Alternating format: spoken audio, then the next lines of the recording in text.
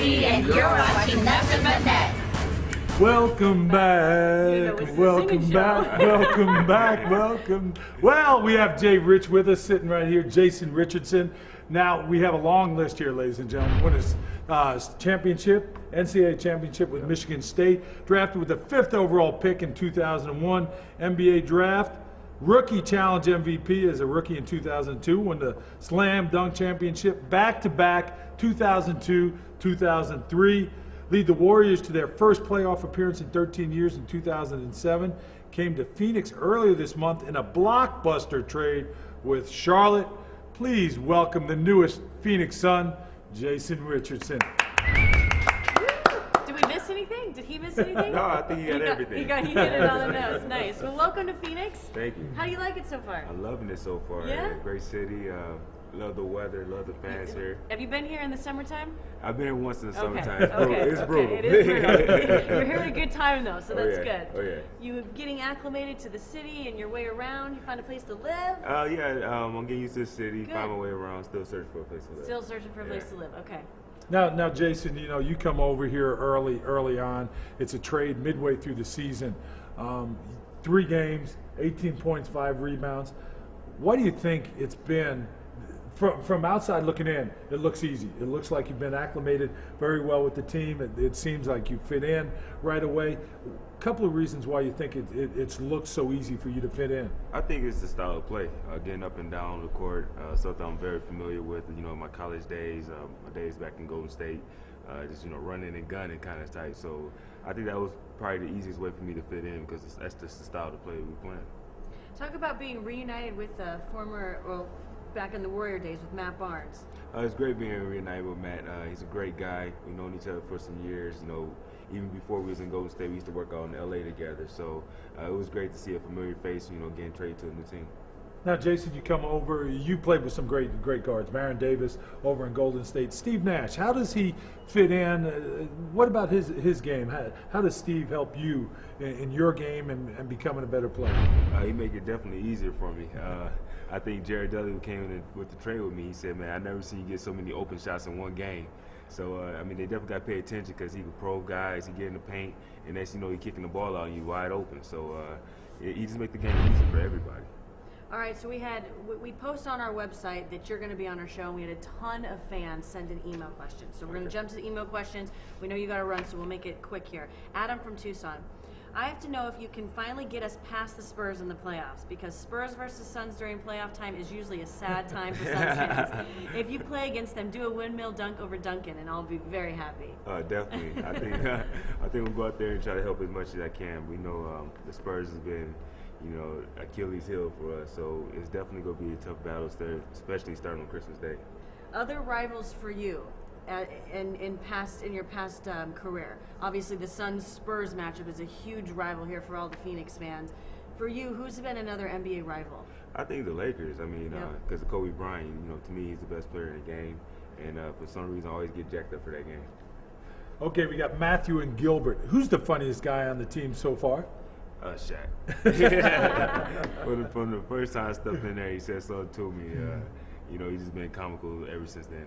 Now, did you know Shaq, and did you know his personality a little bit before you got here? Yeah, I knew his personality a little bit before I got here. He said a couple of funny things to me when we played and stuff like that. So I definitely knew he was going to be a funny guy, but he just nonstop. We talked a little bit about it before, but Julie from Phoenix wants to know how you like the Phoenix area so far, and what do you find the most difficult about moving cities, especially in the middle of the season? Definitely, the city is great. I've none but warm receptions here everywhere I go. People happy that I'm here. I'm definitely happy to be here. I think the biggest transition for moving in the season is getting your stuff here.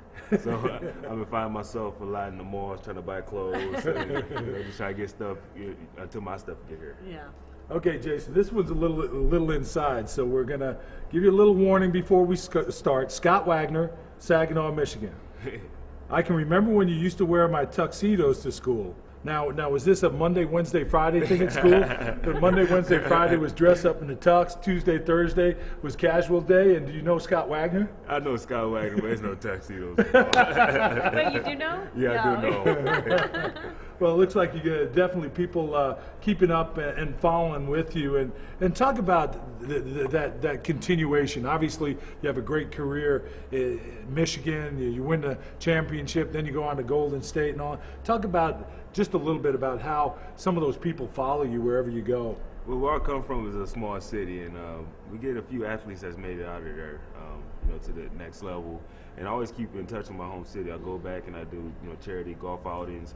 I go back and I give the kids. I spend time there, so it's always my home city. I always go remember that place. So I think that's why people follow me so much, especially from Saginaw.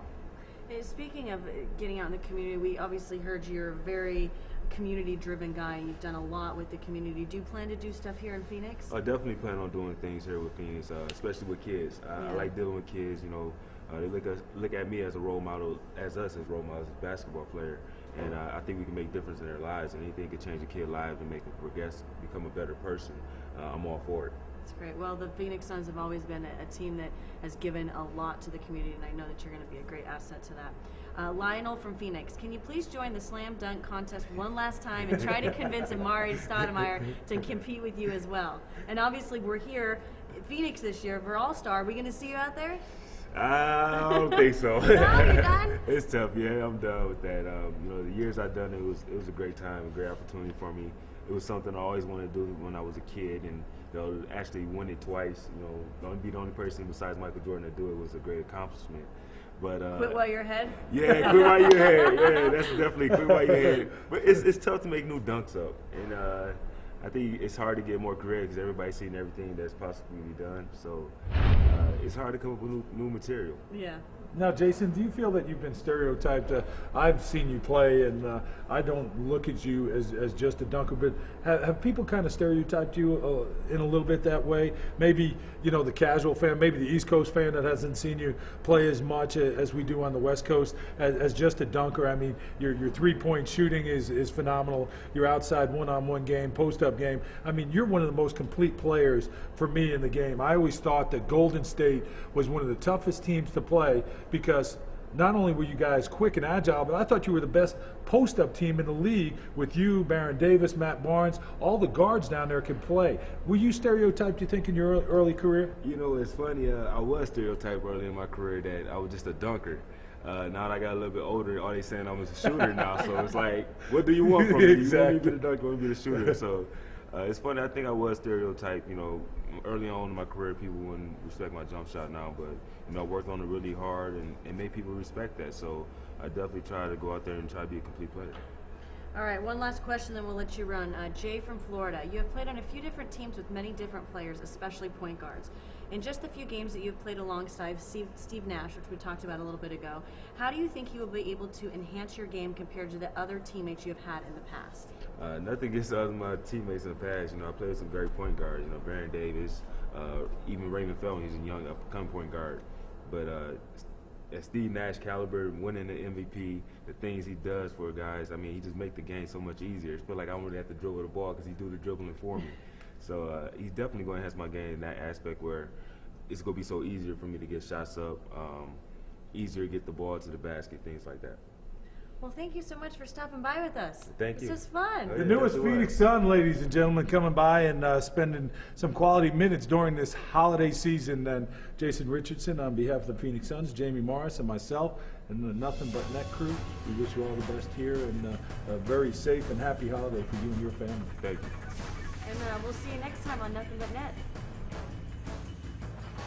It's 5 and 10 behind the